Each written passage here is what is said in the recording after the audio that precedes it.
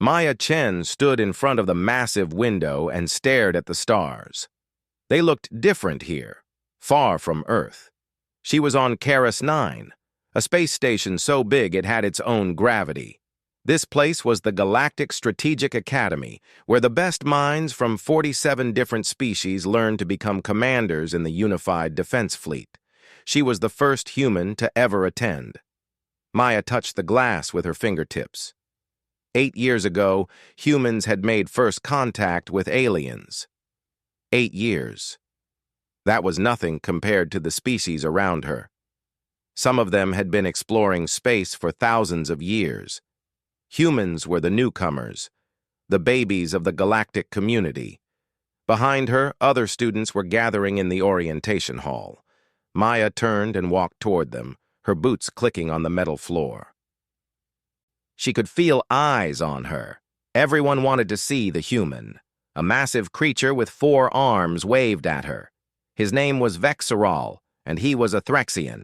His species was known for moving incredibly fast. Maya had seen him catch 3 falling objects at once during the entrance exercises. "Human Maya!" Vexeral called out. His voice sounded like rocks grinding together. "Come stand with us!" Maya smiled and joined the group. Next to Vexeral stood Kos, who looked like a walking crystal sculpture. Kos was a mineral, a being made of living stone that could process data faster than any computer Maya had ever seen. Light flickered inside Kos's body as it thought. "Your species is very young," Kos said. Its voice chimed like bells. "Only 8 years in the Union. Are you nervous?" "A little," Maya admitted. "But I'm excited too." A third being floated closer. Rhineth was a Solari, a species that looked like they were made of golden light wrapped in a thin shell. The Solari were telepathic and could share thoughts with their teammates during missions. "Your mind is very loud," Rhineth said gently. "So many questions at once." Maya felt her face get warm. "Sorry. I just like to understand things." Before Rhineth could respond, a deep voice echoed through the hall. "Students, take your places." Chief Instructor Talmec entered the room. He was a Quinn, tall and covered in dark blue fur. He had 6 eyes arranged in 2 rows across his face, and each eye could move independently. Talmec had been teaching at the academy for over 200 years. The students quickly found seats. Maya sat between Vexeral and Kos. The room held about 60 students, representing dozens of species. Some had scales, some had fur, some seemed to be made of energy. Maya was the only human. "Welcome to the Galactic Strategic Academy," Talmec began. His 6 eyes scanned the room, looking at each student. "You are here because you showed exceptional ability. You will learn to lead, to strategize, and to protect the Union."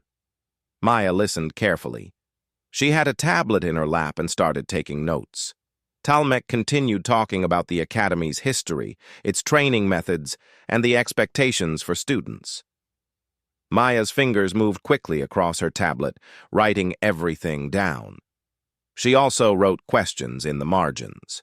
After 30 minutes, Talmec paused. "Are there any questions?" Maya's hand shot up. Several of Talmec's eyes focused on her. "Yes." "Lieutenant Chen?" "Sir, you mentioned the simulation protocols. Will we have access to the source code? I'd like to understand how the scenarios are generated." A few students made sounds that might have been laughs. Talmec's expression didn't change. "The simulations are designed to test your instincts, Lieutenant. You won't need to see the code."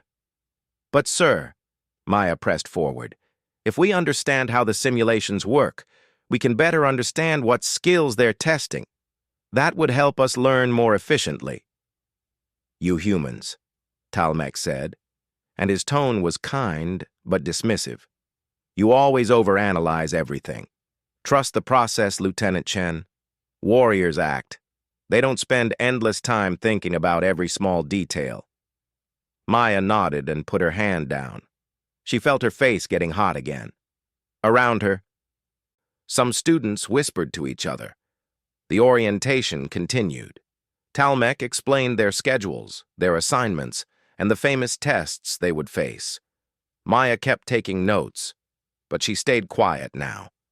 After the orientation ended, students began leaving the hall in groups. Maya walked alone toward her quarters. She heard footsteps behind her. "Maya, wait!" It was Rhineth floating alongside her. "Hey," Maya said. "Don't feel bad about what the instructor said. Your questions were good." Maya shook her head. "Everyone thinks I'm annoying. Humans always overanalyze. I've heard it 1,000,000 times since we joined the Union." "You do think differently," Rhineth agreed. "But different isn't bad." They walked in silence for a moment. Maya looked down at her tablet. During the orientation, she had noticed something strange. The instructor had mentioned Simulation Protocol version 7.3, but the manual they received listed version 7.2. It was a small thing, probably a typo, but it bothered her. There were other small inconsistencies, too. The training schedule had gaps that didn't make sense. Some equipment lists mentioned tools that weren't in the supply database, little things that didn't quite match up. Maya wanted to ask about these things, but she remembered Talmec's words. Warriors act. They don't overthink. Maybe he was right. Maybe she did overanalyze. Her teachers on Earth had said the same thing sometimes. Maya had a habit of asking what-if questions that annoyed people. What if the backup system fails? What if the enemy doesn't behave as predicted? What if there's a hidden variable we're not seeing? "You're doing it again," Rhineth said. "Your thoughts are spinning very fast." Maya laughed a little. "Sorry, can't help it." "Don't apologize for who you are," Rhineth said. The Solari stopped outside Maya's quarters. "Get some rest. Tomorrow the real training starts." Maya thanked her and entered her room. It was small but comfortable, with a bed, a desk, and a window showing the stars. She sat at the desk and opened her tablet again. Even though Talmec had told her not to overthink, Maya couldn't stop herself. She looked at all the small inconsistencies she had noticed. She made lists. She drew diagrams. She cross-referenced different documents. It was probably nothing, just minor errors in paperwork. But her brain wouldn't let it go. This was how humans had survived on Earth, she thought. Early humans couldn't outrun lions or outfight bears. They survived by noticing patterns, by seeing that certain clouds meant rain, that certain tracks meant danger, that certain behaviors meant something was wrong. Humans were pattern seekers. It was in their DNA. Maya yawned and closed her tablet. Tomorrow would be a long day. She needed sleep. But as she lay in bed, staring at the ceiling, her mind kept working, kept analyzing, kept searching for patterns in everything she had seen and heard. She couldn't turn it off. And somewhere deep down, she wondered if maybe that was exactly the point. 3 weeks passed quickly at the academy. Maya threw herself into the training. She studied tactics, learned about different alien technologies, and practiced combat simulations. She made friends, though some students still found her constant questions tiring. Vexerol had become a good friend despite their different styles. He acted on instinct, trusting his reflexes.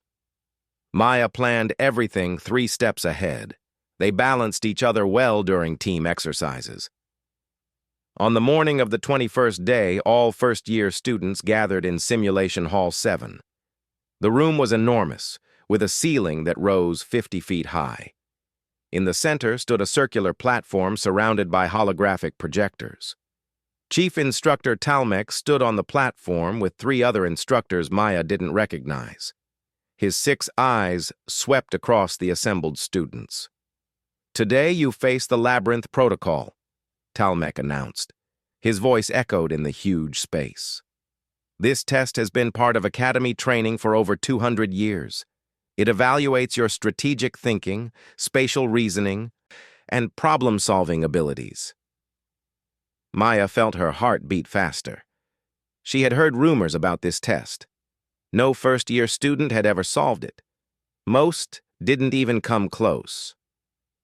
"You will have 6 hours," Talmec continued. The simulation will present you with a complex puzzle. Your goal is to solve it. There is no partial credit. Either you succeed or you don't. One of the other instructors activated the holographic system. Suddenly, the air above the platform filled with light. Geometric shapes appeared, rotating and shifting.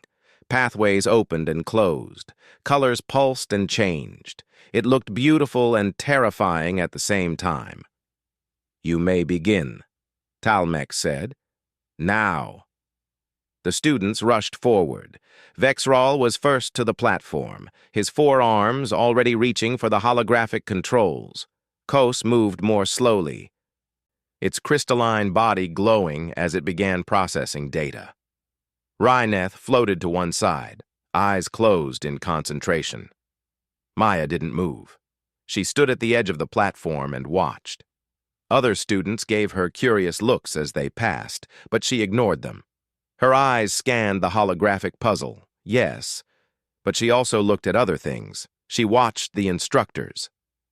Talmec stood with his arms crossed, his eyes moving between students.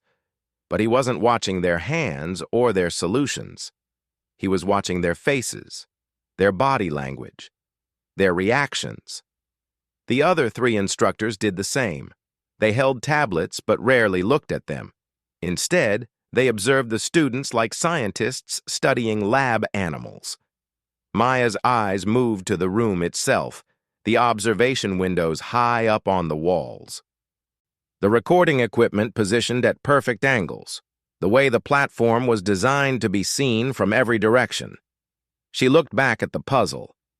Vexral was trying different combinations of movements, using his speed to test dozens of possibilities every minute. Kos had created a smaller holographic model and was running calculations. Rhineth was trying to sense some kind of telepathic solution. All of them were deep in the puzzle. Focused. Determined. Maya pulled out her tablet and started taking notes. But she wasn't writing about the puzzle. She was writing about everything else. 15 minutes in, she noticed something. The puzzle had changed. Slightly. A pathway that had been blue was now green. A shape that had been a cube was now a sphere. She looked at her notes from earlier and confirmed it. The parameters were shifting. She watched for another 10 minutes. The changes happened every few minutes. Sometimes obvious, sometimes subtle. The puzzle wasn't stable. It was evolving. Maya glanced at the other students. None of them seemed to notice. They were too focused on solving what was in front of them to see that the rules were changing. Another observation. Talmec had said they had 6 hours. But he never explained what solving the puzzle meant. What were the victory conditions? How would they know when they succeeded? Maya walked slowly around the platform, staying back from the other students. She watched the instructors more than the puzzle. Every few minutes, one of them would mark something on their tablet, but their eyes never left the students. 30 minutes passed. 40. Some students were getting frustrated. Vexral's movements became more aggressive. Kos's light flickered with what might have been stress. Maya kept watching, kept analyzing. Her mind raced through possibilities. This wasn't a normal test. The pieces didn't fit. Too many things were wrong. At the 45-minute mark, something clicked in Maya's brain. All the observations came together like puzzle pieces, but not the holographic puzzle everyone else was trying to solve. A different puzzle. The puzzle of why this test existed at all. Maya walked forward, straight through the group of frustrated students. She stepped onto the central platform. Everyone stopped and looked at her. She had barely touched the holographic controls all session. She walked to the main console at the base of the platform. Her fingers moved across the interface. She entered 3 simple commands. The holographic display flickered. Then it dissolved completely. The shapes, the colors, the pathways, all of it disappeared like smoke. Silence filled the hall. 60 students stared at her. 4 instructors stared at her. Talmec stepped forward. 2 of his eyes narrowed. Lieutenant Chen. What did you just do? Maya turned to face him. Her heart pounded, but she kept her voice steady. I ended the simulation, sir. You were supposed to solve the puzzle. There was no puzzle to solve, sir. The silence grew heavier. Maya could feel Vexeral's confusion, Koss's surprise, Rhineth's curiosity. She could feel everyone's eyes on her. Talmek's expression didn't change. Explain. Maya took a breath. The Labyrinth Protocol isn't a puzzle, sir. It's a psychological evaluation disguised as one. She pulled up her tablet and displayed her notes on a shared screen. You never explained the victory conditions. That was the first clue. In every other test, you've been explicit about what success means, but not this time. She pointed to her time-stamped observations. The puzzle parameters change every 3 to 7 minutes. That makes a stable solution mathematically impossible. Koss probably figured that out, but assumed it was part of the challenge. Koss made a chiming sound that might have been agreement. Third, Maya continued, the room setup, the observation windows, the recording equipment, the way the platform is positioned. This room isn't designed for us to solve something. It's designed for you to watch us try. She looked directly at Talmek. And fourth, the way you and the other instructors behaved. You weren't watching our solutions. You were watching us, how we handled frustration, how we worked under pressure, whether we gave up or kept trying. Maya gestured at the now empty space where the puzzle had been. The Labyrinth Protocol has never been solved by a first-year student because it's not supposed to be solved. It's supposed to test how we react when we fail. For a long moment, nobody spoke. Then Talmek tilted his head. And did you cheat to discover this, Lieutenant?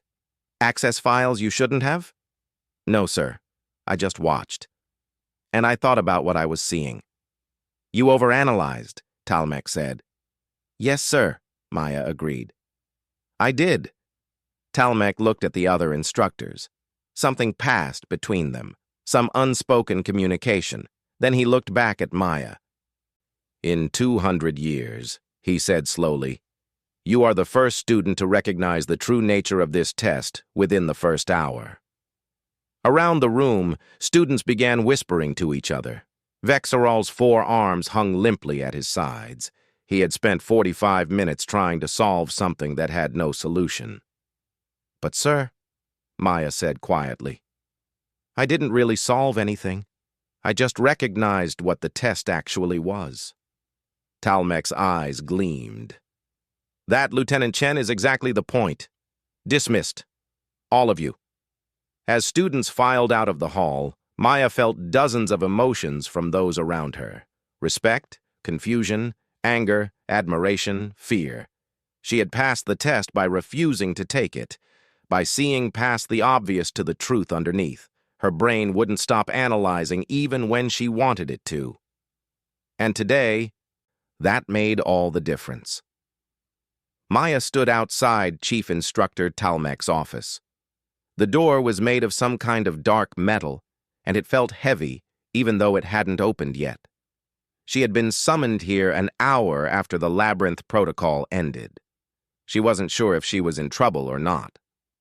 The door slid open. Enter Lieutenant Chen. Maya walked into the office. It was larger than she expected, with windows showing the stars and walls covered in awards and photos from Talmek's long career. The instructor sat behind a curved desk, all 6 eyes focused on her. 2 other beings were in the room. One was Instructor Vel, a thin, insect-like creature who taught advanced strategy. The other was someone Maya didn't recognize, a floating mass of energy contained in a spherical field. Its species name was unpronounceable by humans. Sit, Talmek said, gesturing to a chair. Maya sat. She kept her hands in her lap and her back straight. Lieutenant Chen, Talmek began, what you did today was unprecedented. In the 200-year history of the Labyrinth Protocol, no first-year student has ever... Cheated? Maya interrupted quietly. I didn't, sir. I swear. Instructor Vel leaned forward. Her multiple eyes clicked as they focused. The simulation files are heavily encrypted.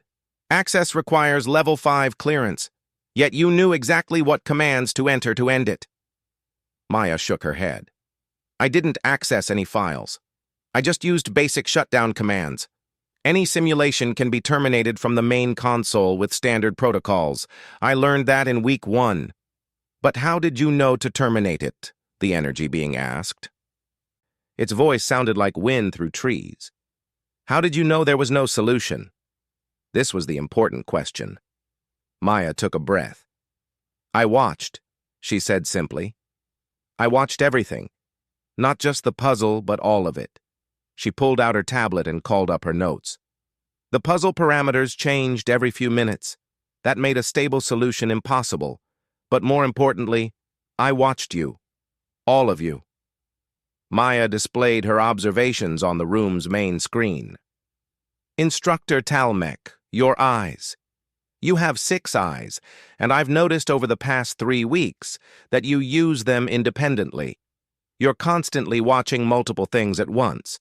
During the test, you never looked at the puzzle itself for more than a few seconds. You watched our faces, our body language. Talmec's expression remained neutral. But one eye twitched slightly. Instructor Vel, Maya continued, you held a tablet the entire time but only looked at it twice. You were recording observations about us, not tracking our progress on the puzzle. Vel's mandibles clicked together. And the room itself, Maya said. The observation windows, the recording equipment, the platform design. Everything about that space was built for watching, not for problem solving. The energy being pulsed with light. This could all be coincidence. Yes, Maya agreed. Any one thing could be coincidence, but all of them together? That's a pattern. Talmec leaned back in his chair. Explain something to me, Lieutenant. Your species has only been in space for 8 years. You've only known about the greater galaxy for less than a decade. How did you develop this level of analytical thinking? Maya had been thinking about this since the test ended. She had an answer ready. Humans evolved as hunters, she said. But we weren't strong like some species.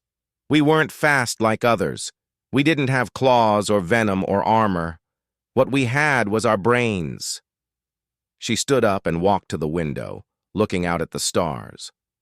On Earth, early humans hunted by tracking. We would follow an animal for hours, sometimes days. We couldn't catch it with speed, so we caught it with persistence. And to track something, you have to notice everything. Maya turned back to face the instructors. A broken twig, disturbed dirt, the freshness of droppings, the direction of travel, the time of day, the weather. Everything was a clue. Our ancestors survived by seeing patterns that other animals missed. But this was a test, not a hunt, Instructor Vel pointed out. Every test is a hunt, Maya replied. You're hunting for information about us. We're hunting for information about what you want. It's all patterns and observation. She sat back down. Humans also evolved as social creatures. We lived in groups. We had to read each other's emotions and intentions to survive. We got very good at noticing when something was wrong, when someone was lying, when a situation didn't match expectations. Maya gestured at her tablet. That's all I did today. I noticed things that didn't match expectations. The test was supposed to evaluate our problem solving, but you never defined what solving meant. That's unusual. That's a pattern break. So I asked myself why. Talmec's 6 eyes all focused on her at once. And you concluded it was a deception. Not a deception, Maya said carefully. A test of something different than what you claimed. That's not lying. That's just testing at a different level. The room fell silent, the energy being pulsed thoughtfully. Instructor Vel's mandibles clicked in what might have been contemplation. Finally, Talmec spoke. 3 weeks ago, during orientation, I said something to you. Do you remember? Yes, sir. You said humans overanalyze. I was wrong. Talmec said quietly. Or rather, I was using the wrong word. You don't overanalyze. You analyze at the level your survival required. He stood up and walked to a display on the wall. It showed a complex battle scenario from some ancient war. Most species in the Union developed in environments where strength, speed, or technology gave them advantages. The Threxians dominated their world through superior reflexes, the minerals through superior computing, the Quinn through superior longevity and experience. Talmec turned to look at Maya. But humans survived through pattern recognition and persistence. You see meta-patterns, patterns about patterns. You question not just what you see, but why you're seeing it. Is that a bad thing? Maya asked. 3 weeks ago, I would have said yes, Talmec admitted. I would have said it makes you overthink, makes you slow to act. But today you demonstrated something important. You solved the real test while everyone else was distracted by the fake one. Instructor Vell spoke up. The other students are upset. Some feel betrayed. They believed they were being evaluated fairly, and now they know they were being observed like specimens. Maya winced. I'm sorry. I didn't mean to ruin the test for everyone. You didn't ruin it, the energy being said. You exposed its true nature. That is different. And in doing so, you passed it more completely than we ever imagined possible. Talmec returned to his desk. Lieutenant Chen, what you demonstrated today has significant implications. In real combat situations, the enemy will not always be honest about their intentions. They will create diversions, false objectives, scenarios that look like one thing, but are actually another. He fixed all 6 eyes on her. Your ability to see through that could save lives. Maya felt relief wash over her. So I'm not in trouble? No, Talmec said.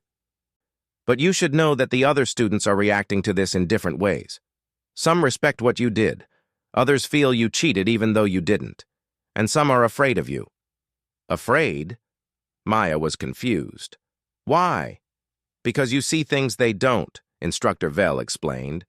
Because you think in ways they can't.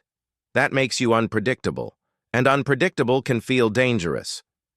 Maya nodded slowly. She had felt this before on Earth, even among other humans. Being different was hard. But different is not bad, Talmec said, as if reading her thoughts. Different is just different, and in the right circumstances, different is exactly what you need. He stood up, signaling the meeting was over. Dismissed, Lieutenant, and well done. Maya left the office feeling lighter than when she entered. She had passed the test.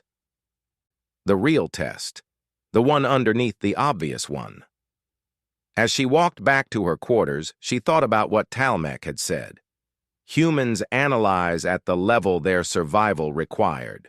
Maybe overanalyzing wasn't a flaw. Maybe it was just her species' way of surviving in a dangerous universe.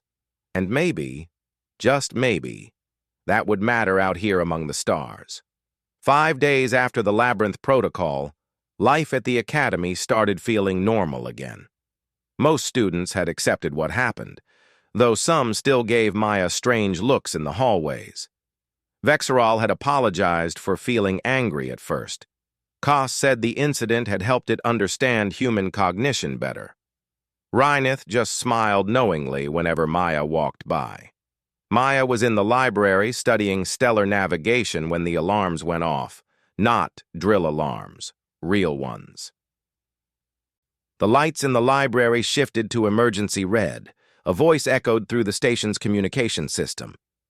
All senior students report to Command Center immediately. First-year students remain in quarters. Maya grabbed her tablet and ran for her room. Other students were doing the same, confusion and excitement on their faces. Real emergencies were rare at the Academy. In her quarters, Maya pulled up the Academy's news feed. Information was limited, but she found a brief report. A Union research station called Outpost Zeta 7 had gone dark. No communications for 6 hours. The station was located near the contested zone, an area of space where Union territory bordered several neutral systems. Maya's door chimed. She opened it to find Rhineth floating outside. "Did you see the news?" the Solari asked. "Yeah, a missing research station.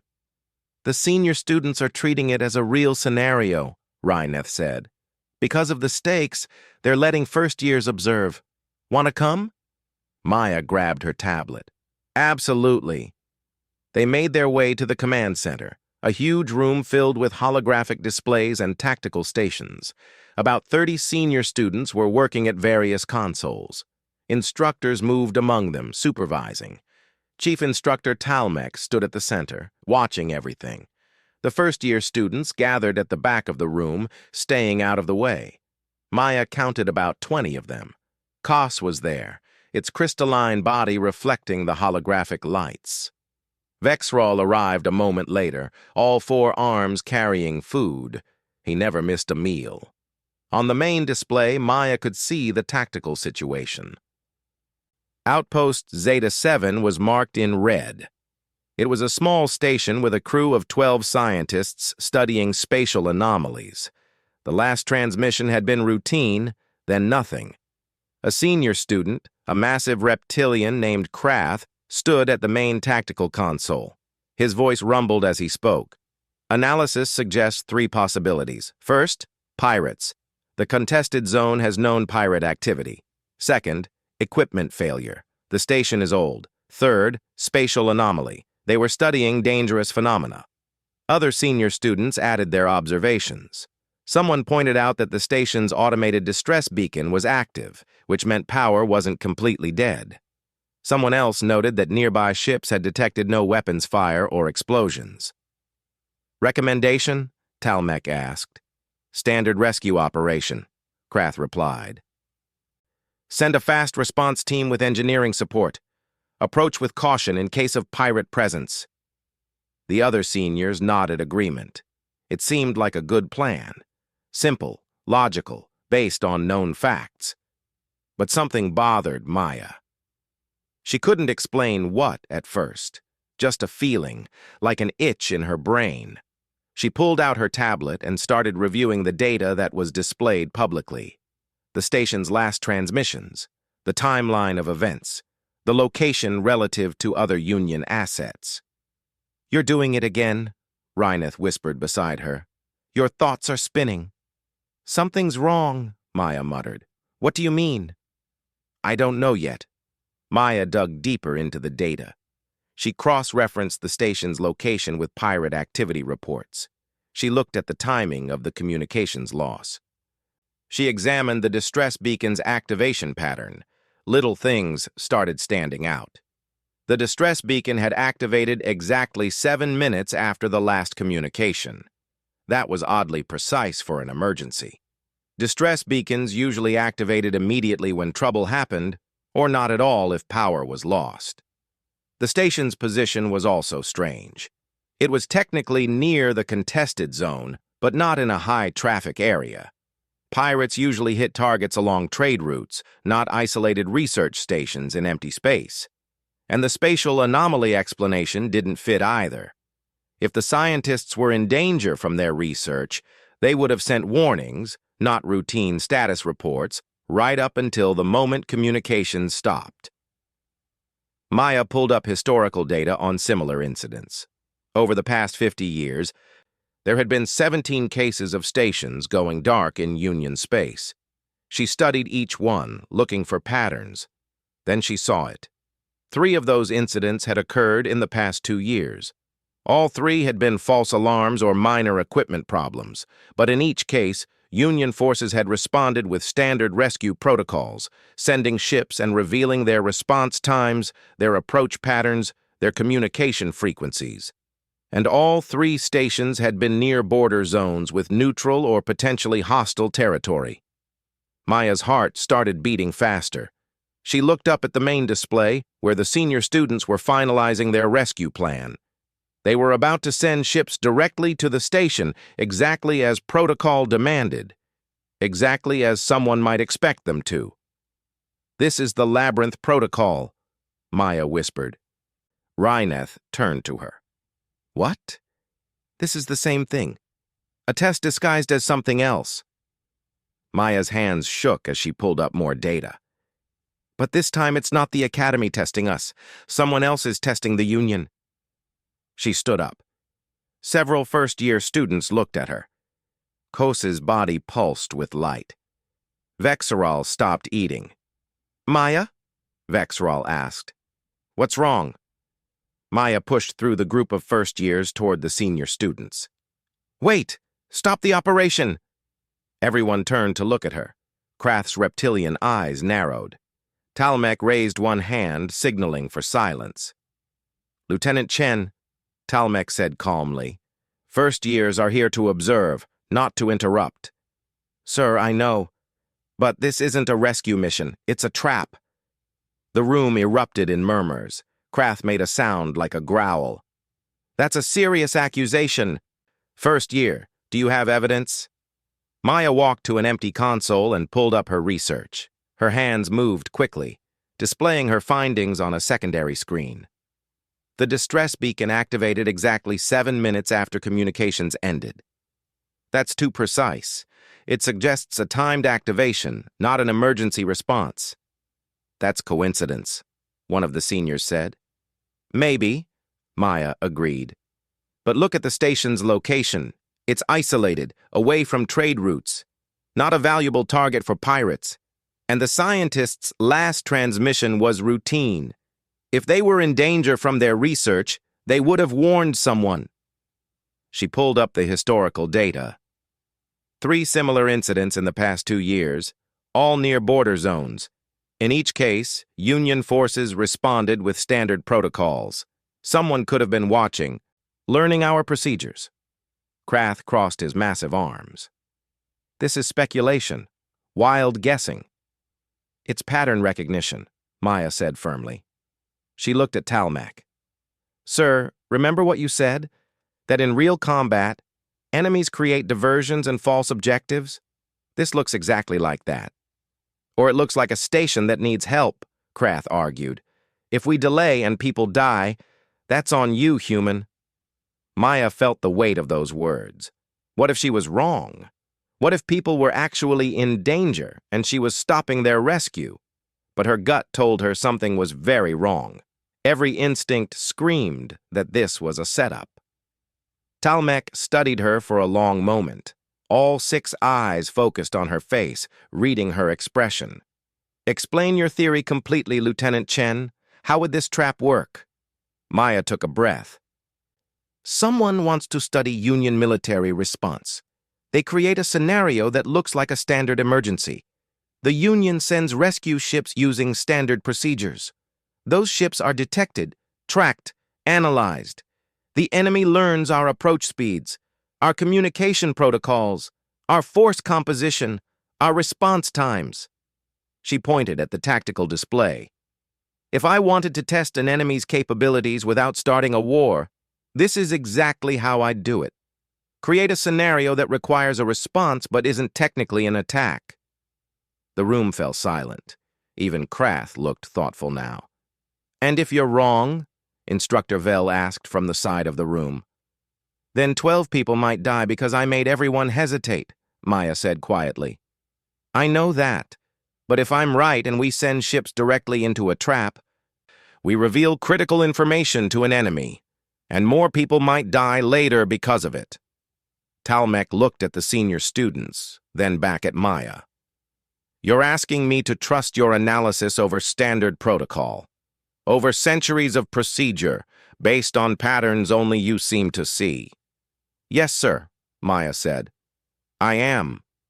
The instructor was quiet for a moment. Then he nodded. Modified approach. We send stealth reconnaissance drones first. Small, fast, hard to detect. They assess the situation before we commit ships and crews. Krath looked like he wanted to argue, but Talmec's expression stopped him. Deploy the drones, Talmec ordered. Let's see if Lieutenant Chen's overanalysis is as useful in reality as it was in a simulation. Maya felt her stomach knot. She was either about to save lives or cause a disaster. There was no middle ground. The command center was completely silent as everyone watched the tactical display. The reconnaissance drones were small, barely bigger than Maya's fist, but they carried advanced sensors and could move faster than most ships. They would reach Outpost Zeta 7 in 30 minutes. Maya stood near the back of the room, her tablet clutched in her hands. She felt sick. What if she was wrong? What if there really were people dying on that station while she made everyone wait? Rhineth floated close beside her. "Your emotions are very loud," the Solari said quietly. "You're terrified you made a mistake." "Of course I am," Maya whispered back. 12 lives are at stake. But you believe you're right. Believing and knowing are different things. On the display, the drones approached the station. The senior students monitored various readouts: power signatures, radiation levels, life signs. Everything looked normal. The station appeared intact, just silent. 5 minutes to station perimeter, a senior student announced. Krath stood with his arms crossed, his reptilian face unreadable. He hadn't spoken since Talmec overruled his plan. Maya couldn't tell if he was angry or just focused. 2 minutes. Maya's hands shook. She set her tablet down before she dropped it. 1 minute. Drones entering sensor range of the station. Then everything changed. "Contact!" A senior student's voice cracked with surprise. "Multiple ships decloaking around the station. Count is 15 vessels ranging from fighter size to frigate class." The tactical display exploded with new information. Red markers appeared in a sphere around Outpost Zeta 7. The ships had been hiding, using some kind of stealth technology. They had been waiting. "Reading weapons systems online," another student reported. "They're in attack positions around the station. If we had sent our rescue ships directly..." "They would have been surrounded," Talmec finished. His voice was calm, but Maya could see tension in his posture. "Pull the drones back immediately. Do not engage." The command center erupted in controlled chaos. Senior students worked their consoles rapidly, coordinating the drone retreat, analyzing the enemy ships, reviewing the data they'd gathered. Maya felt her legs go weak. She had been right. It really was a trap. Vexrel put one of his 4 hands on her shoulder. "You saved them," he said simply. "You saved everyone who would have flown into that." "The station crew," Maya said. "What about them?" Instructor Vel answered from her station. "Scanning the station now. Life signs detected. All 12 crew members are alive. They're being held, not killed. This confirms Lieutenant Chen's theory. This was about testing our response, not about violence." On the display, the enemy ships began moving. Without Union rescue vessels to trap, they were leaving. The ships re-engaged their cloaking systems one by one and vanished from sensors. "Track them as long as possible," Talmec ordered. "I want to know where they're going." As the crisis wound down, people started looking at Maya. The first-year students crowded around her. Kasa's crystalline body pulsed with bright light. Even some of the senior students approached. "How did you know?" Krath asked. The big reptilian's voice held grudging respect. "I analyzed the same data and saw nothing wrong." Maya picked up her tablet, her hands still shaking from adrenaline. "You looked at what was there. I looked at what wasn't there. Why that station? Why that timing? Why such a precise distress signal? Every answer led back to, this doesn't make sense as a real emergency." "But it could have been real," Krath pointed out. "You took a huge risk." "I know," Maya admitted. "But the pattern was too clear. Someone was testing us just like the Labyrinth Protocol tested us. Once I saw that pattern, I couldn't unsee it." Talmec walked over to them. His 6 eyes studied Maya with an expression she couldn't quite read. "Lieutenant Chen, you just prevented a significant intelligence breach. Those ships would have analyzed everything about our rescue operations. That information could have been used against us in future conflicts." "Did we save the station crew?" Maya asked. "Can we get them now?" "We're coordinating with the defense fleet," Talmec replied. Now that we know it's a trap, we can approach properly. A full tactical team will extract the crew within hours. Relief washed over Maya. She hadn't just stopped a trap. She'd helped save 12 people. Over the next hour, the situation stabilized. The defense fleet arrived and successfully rescued the station crew. The enemy ships were tracked to a neutral system where Union forces couldn't follow, but valuable intelligence was gathered about their capabilities and technology. Finally, Talmec called everyone to attention. The command center quieted down. Today, the instructor began, we witnessed something important. A first-year student identified a threat that senior students, trained instructors, and standard protocols all missed. He gestured at Maya. 5 days ago, I told Lieutenant Chen that humans overanalyze. I was wrong. She analyzes at the level her species' survival demanded. Humans evolved to see patterns, to question what they observe, to ask why when others ask what. Talmec's 6 eyes scanned the room. Every species brings different strengths to the Union. The Threxians bring incredible reflexes. The minerals bring computational power. The Solari bring telepathic coordination. And humans bring something we didn't know we needed. The ability to see the test beneath the test, the pattern beneath the pattern. He looked at Maya again. Today, overanalysis saved lives. It prevented our enemies from learning our secrets. It proved that sometimes questioning everything is exactly what you should do. There was silence for a moment. Then Vexral started clapping his 4 hands together. Other students joined in. Even Krath nodded with respect. Maya felt her face get hot. She wasn't used to this kind of attention. After the assembly ended, Maya walked back to her quarters alone. She needed time to think about everything that had happened.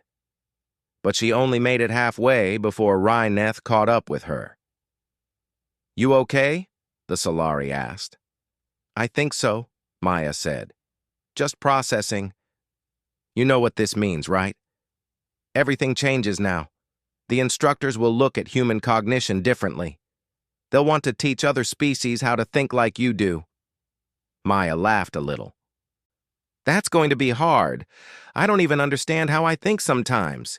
I just notice things, and my brain won't let them go until I figure out what they mean." "That's a gift," Ryneth said seriously. "A unique one." They reached Maya's quarters. Before going inside, Maya turned to her friend. "Can I ask you something? Were you scared of me? After the Labyrinth Protocol?" Ryneth's light pulsed thoughtfully. "Not scared. Concerned, maybe.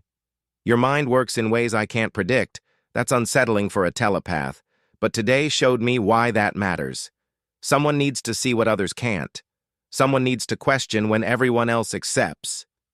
Maya nodded slowly. "Thanks. That helps." 3 weeks later, Maya stood in front of a classroom. Instructor Talmec had asked her to help teach a new module on pattern recognition and meta-analysis. She was nervous. Teaching wasn't something she'd ever expected to do. The classroom held about 30 students, a mix of first and second years. They watched her with curious expressions. "Hi," Maya began. "My name is Lieutenant Maya Chen. I'm going to talk to you about questioning assumptions." A student raised a tentacle-like appendage. "Is it true you solved the Labyrinth Protocol in less than an hour?" "I didn't solve it," Maya corrected. "I recognized it wasn't meant to be solved." "That's different." Another student asked, "Is it true humans can see patterns no one else can?" Maya thought about how to answer. Humans see patterns because we have to. For millions of years on Earth, missing a pattern meant death. A broken twig meant a predator nearby. Changed behavior in prey meant they were sick or poisoned. Clouds forming in certain ways meant dangerous weather coming. She walked to the holographic display and pulled up an image of Earth. We couldn't outrun most predators. We couldn't outfight them. So we outthought them. We learned to predict, to analyze, to see not just what was happening, but why it was happening. Maya turned back to the class. Every species here has its own survival strategy. Humans aren't better. We're just specialized in a particular way. And out here, in space, among all of you, that specialization matters. An older student spoke up. But what if you see patterns that aren't real? What if you overanalyze and make mistakes? That happens, Maya admitted. Sometimes my brain sees connections that don't exist. Sometimes I question things that don't need questioning, but I've learned it's better to ask too many questions than too few. She pulled up a tactical display showing the Outpost Zeta 7 incident. Today's lesson isn't about the puzzle I'm giving you. It's about figuring out why I'm giving it to you at all. The students leaned forward, interested. Maya smiled. Because that's the real test. Not whether you can solve what's in front of you, but whether you can question if you should be solving it in the first place. She saw Talmec watching from the doorway. His 6 eyes gleamed with approval. As Maya began the lesson, she thought about her journey.